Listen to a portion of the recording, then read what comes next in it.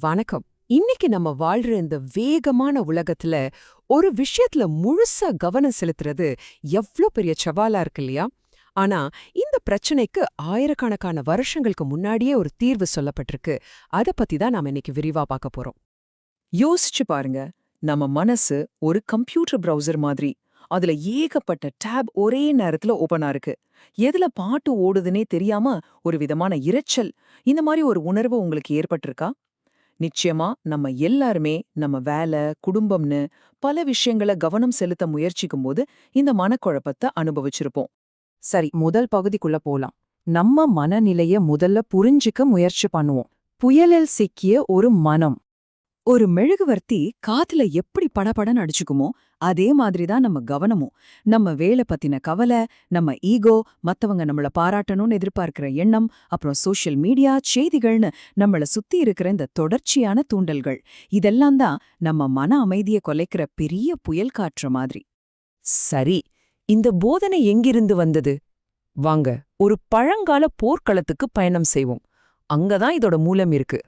இங்க பாருங்க, உலகத்தோட தலை சிறந்த வில்லாளியான அர்ஜுனனே சொல்றாரு, என் மனசு ஒரே குழப்பமா இருக்கு, காத்த வலையில பிடிக்க முயற்சி பண்ற மாதிரி இருக்குன்னு. இதுலேருந்து என்ன தெரியுது? எவ்ளோ பெரிய திறமசாலியா இருந்தாலும் இந்த மனப்போராட்டம் எல்லாருக்கும் பொதுவானதுதான். இந்த குழப்பத்துக்கு கிருஷ்ணர் என்ன சொல்றார் தெரியுமா?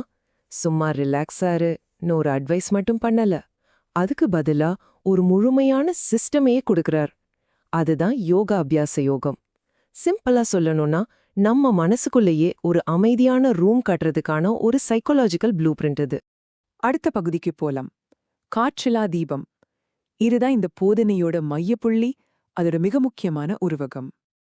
இப்ப நீங்க பாக்குற இந்த சம்ஸ்கிருத ஸ்லோகத்தை பாருங்க. இதோட தோற்றமே ஒரு விதமான அமைதியை கொடுக்குது இல்லையா? ஆனா இதோட அர்த்தம் இன்னும் ஆழமானது. அதாவது, காத்தியே இல்லாத ஒரு இடத்துல வெச்ச விளக்கு எப்படி அசையாம நிக்குமோ, அதே மாதிரிதான் தியானம் பண்ற ஒரு யோகியோட மனசும் இருக்கும்னு பகவான் கிருஷ்ணர் சொல்றார். எவ்வளவு அழகான ஒரு உவமை பாருங்க. அப்போ காற்றில்லா மனம்னா என்ன? சிம்பிளா சொன்னா, வெளியிலிருந்து வர எந்த அழுத்தமோ, உள்ளுக்குள்ள நடக்கிற எந்த குழப்பமோ நம்மள பாதிக்காம, நம்ம கவனம் ஒருமுகப்பட்டு இருக்கிற ஒரு நிலைதான் அது. சரி, இலக்கு என்னன்னு இப்ப நமக்கு தெரியும். ஆனா அதை எப்படி அடையிறது? என்னங்கிற கேள்வியிலிருந்து எப்படிங்கிற கேள்விக்கு வருவோம். இந்த காற்றால மனச அடைய ரெண்டு கருவிகள் இருக்கு. அத பத்தி தான் இப்ப பார்க்க போறோம். இங்க ஒரு முக்கியமான விஷயம் என்னன்னா, மனச கட்டுப்படுத்துறது கஷ்டம்தான்னு கிருஷ்ணரே ஒத்துக்கிறாரு. ஆனா நிச்சயமா முடியும்னு சொல்லி அதுக்கு 2 ஸ்பெசிஃபிக்கான வழிகளையும் சொல்றாரு. இதுதான் இந்த போதனையோட யதார்த்தம். அந்த 2 கருவிகள் தான் அபியாசம், அதாவது பயிற்சி, மற்றும் வைராகியம், அதாவது பற்றின்மை. பயிற்சிங்கிறது தினமும் விடாம ஒரு விஷயத்த செய்யறது. இது உங்க மனசுக்குள்ள ஒரு பாதுகாப்பான கோட்டையோட சுவர்களை கட்டுற மாதிரி. பற்றின்மைங்கிறது ஜெயித்தாலும் தோத்தாலும் அந்த ரிசல்ட் மேல ஆசைப்படாம இருக்கிறது. இதுதான் ஆசை, கவலைங்கிற காத்து அந்த கோட்டைக்குள்ள வராம தடுக்கும். பாத்தீங்களா? 2ம் சேரும்போதுதான் முழுமையான பாதுகாப்பு கிடைக்கும். அடுத்ததா, மன அழுத்தமின்றி வெற்றி. இந்த நிலைய அடைஞ்சா நமக்கு என்ன பலன் கிடைக்கும்னு பார்க்கலாம். இந்த ஆமை உவமைய பாருங்க, எவ்ளோ பவர்ஃபுல்லா இருக்கு. ஒரு ஆமை எப்படி ஆபத்து வந்தா தன் ஓட்டுக்குள்ள தலைய இழுத்துக்குமோ, அதே மாதிரி நம்ம மனசையும் வெளியிலிருந்து வர்ற இது பிடிச்சிருக்கு, இது பிடிக்கலங்கிற விஷயங்கள்ல இருந்து விலக்கி பாதுகாக்கணும்னு சொல்லுது. அப்போ இந்த காற்றலா மனதால கிடைக்கிற பலன்கள் என்ன?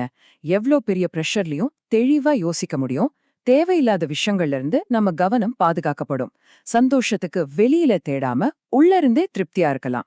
முக்கியமா மன அழுத்தம் இல்லாம சூப்பரா பெர்ஃபார்ம் பண்ண முடியும். யோசிச்சு பாருங்க, நாம ஆரம்பத்துல பார்த்த அந்த குழப்பமான காற்றுகளுக்கு இது எல்லாம் எவ்ளோ நேரெதிரா இருக்குன்னு. சரி, இப்போ இது உங்களுக்கான நேரம். இவ்ளோ நேரம் நாம பார்த்த இந்த ஞானத்தை உங்க வாழ்க்கையில எப்படி பயன்படுத்தலாம்னு யோசிக்க வேண்டிய தருணம் இது. ஒரு விஷயம் நல்லா ஞாபகம் வச்சுக்கோங்க, உங்க மனசுதான் உங்க சிறந்த நண்பன், அதே நேரத்துல உங்க மோசமான எதிரியும் கூட. உங்களுக்கு மன அழுத்தம் வருதுன்னா அதுக்கு அர்த்தம் வெளி உலகத்தோட காற்று ரொம்ப வேகமா உங்க மேல வீசுதுன்னு தான். அதனால நீங்க தான் உங்களுக்கான அந்த காற்றில்லாத இடத்த உருவாக்கணும். தினமும் கொஞ்சம் கொஞ்சமா பயிற்சி செஞ்சு அத கட்டணும். அப்படி செஞ்சிட்டீங்கன்னா அப்புறம் எந்த ஒரு கார்ப்பரேட் புயலோ இல்ல வாழ்க்கை புயலோ உங்க மனசுல இருக்கிற அந்த உள் ஒளிய அணைக்கவே முடியாது. இப்போ கடைசியா ஒரே ஒரு கேள்வி. ஒருவேளை உங்க மனசு இப்போ ஒரு நிஜமான ரூமா இருந்தா அது எப்படி இருக்கும்? கவனம் செலுத்துறதுக்கு ஏத்த ஒரு அமைதியான இடமா இருக்குமா? இல்ல தேவையில்லாத கவலைகளெல்லாம் போட்டு வச்சிருக்கிற ஒரு குடோன் மாதிரி இருக்குமா? யோசிச்சு பாருங்க. Like this video, subscribe to the channel and press the bell icon. That way you'll never miss an update. Thanks for watching.